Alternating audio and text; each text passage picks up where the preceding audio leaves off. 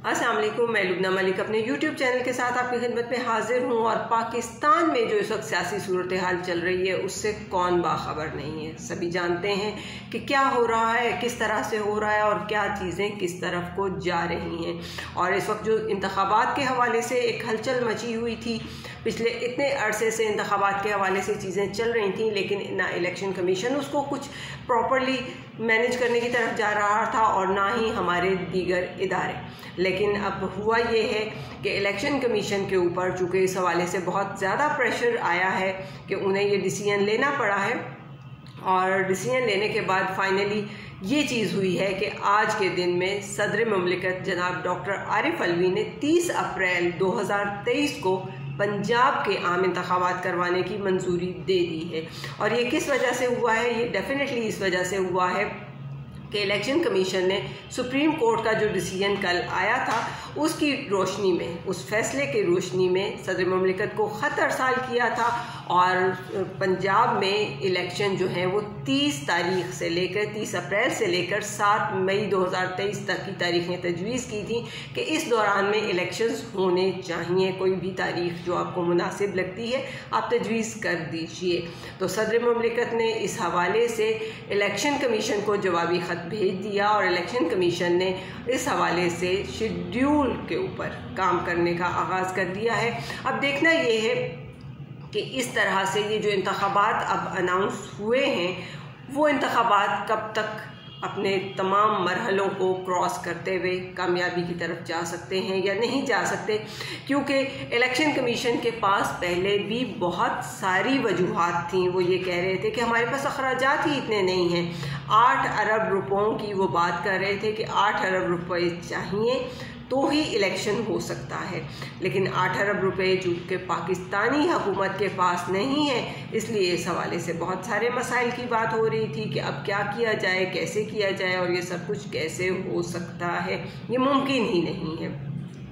तो ये भी सारी चीज़ें सामने आई हैं। लेकिन इस वक्त चूँकि ये सिचुएशन हुई है कि सदर मुमलिकत ने तारीख़ का ऐलान इलेक्शन कमीशन की जानिब से दी हुई तारीख़ों के मुताबिक, उनकी तजवीज़ करदा तारीख़ों के मुताबिक उसके ऊपर गौर करने के बाद तारीख़ का ये ऐलान किया है। और उन्होंने ये कहा है कि 30 अप्रैल 2023 को पंजाब के आम इंतखाबात होंगे।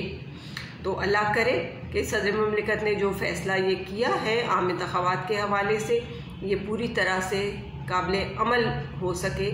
और ये भी एक बड़ी क्लियर चीज़ है कि उनका फ़ैसला काबिल अमल होना डेफिनेटली बहुत ज़रूरी है, क्योंकि पाकिस्तान में इस वक्त जो सियासी अदम इस्तेहकाम की सूरत हाल बनी हुई है वो वैसे ठीक होने की तरफ नहीं आ सकती। कम से कम मैं ये समझती हूँ कि जब तक इंतखाबात नहीं होंगे, जब तक ये सूरत हाल सामने खुल कर नहीं आएगी, अवाम अपनी मर्ज़ी के बंदे का इंतखाब करके उसको वज़ीर-ए-आज़म पाकिस्तान की कुर्सी पर नहीं बिठाएंगे, तब तक कुछ भी क्लियर होने की तरफ नहीं आएगा। और इलेक्शन कमीशन का ये इंतखाबी शेड्यूल जिस पर उन्होंने काम करना शुरू कर दिया है, ये 54 रोज़ पर मुहित होगा। और पंजाब असम्बली के इंतखाबात के लिए इंतखाबी शेड्यूल जो है वो उम्मीद है कि जल्द जारी कर दिया जाएगा। इससे पहले चीफ़ इलेक्शन कमिश्नर हैं सिकंदर सुल्तान राजा, उनके ज़ेर सदारत अहम मशावरती इजलास हुआ जिसमें मेंबरान कमीशन भी और उसके अलावा सेक्रेटरी इलेक्शन कमीशन भी शामिल हुए और सारों ने अपनी मशावरत पेश की और उसके बाद जो है ये चीज़ें सामने आईं। और इलेक्शन कमीशन ने डेफिनेटली सदर मुमलिकत की तरफ से तारीख़ के इंतखाब के बाद आइनी और कानूनी फ़राइज़ अपने सरअंजाम देने के लिए तैयार होने का अंदिया दे दिया है। अब देखते हैं कि जो अंदिया उन्होंने दिया है उस पर वो कितने ज़्यादा काबिल अमल नज़र आते हैं। और इलेक्शन कमीशन ने खैबर पख्तूनख्वा के गवर्नर को भी मरासला अरसाल कर दिया है और जिसमें उन्होंने कहा है कि सुप्रीम कोर्ट के इस फैसले के बाद डेफिनेटली इलेक्शन कमीशन जो है वो आपकी तरफ से आपके जवाब का मुंतज़िर है कि पता चल सके कि आप जो हैं वो KPK में इलेक्शंस कब करवाने के हवाले से बात कर रहे हैं। क्योंकि पंजाब की डेट तो दे दी आरिफ अलवी साहब ने, वो तो क्लियर हो गई चीज़ें।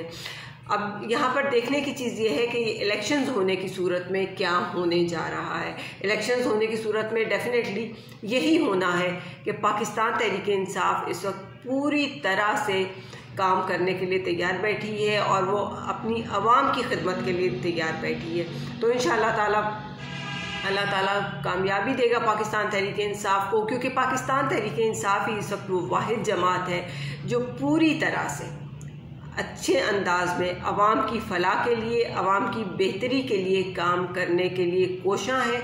अल्लाह पाक उनके लिए आसानियाँ फरमाए और उन्हें मज़ीद कामयाबियों की तरफ हिमकिनार करे। ये पिछले कुछ दिनों में जो आपके सामने है, पिछले 3-4 रोज़ जो गुजरे हैं, उनमें डेफिनेटली डायरेक्टली या इनडायरेक्टली पाकिस्तान तहरीक-ए-इंसाफ ने कुछ कामयाबियां हासिल की हैं, जिनमें से एक कामयाबी ये भी है कि इलेक्शन के इनेकाद के हवाले से चीज़ें क्लियर होनी शुरू हुई हैं और सुप्रीम कोर्ट में भी ये चीज़ें सामने आई हैं। तो उम्मीद है कि अल्लाह करे कि पाकिस्तान और पाकिस्तान की सालमियत के हवाले से जो इक़दामात हो रहे हैं उस हवाले से चीज़ें मज़ीद बेहतर होती हुई नज़र आएँ और पाकिस्तान तरक्की की राह पर गामज़न हो सके। हम उम्मीद करते हैं कि अल्लाह पाक पाकिस्तानियों के लिए बेहतरी और खुशियों के सिलसिले बनाए। पाकिस्तान जिंदाबाद, पाकिस्तानी कौम पाइंदाबाद।